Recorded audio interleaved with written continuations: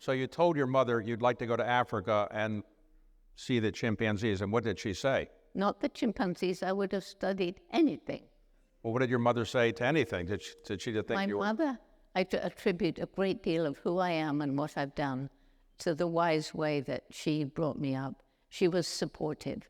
So when I said I wanted to go to Africa, everybody laughed at me. How will you do that? Africa's far away. You don't have money. It's dangerous. And you're just a girl. Remember, this is going back 70 years now. But my mother said, if you really want to do this, you're going to have to work really hard, take advantage of every opportunity, and if you don't give up, hopefully you find a way. So you did this at the age of 23.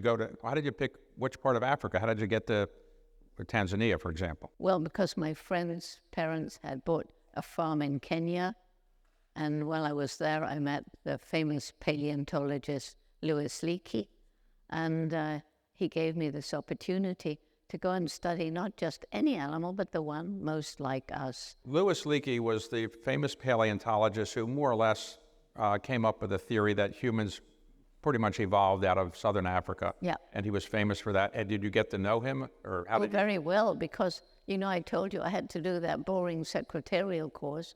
When I heard about Louis Leakey and went to see him, his secretary had just left and he needed a secretary.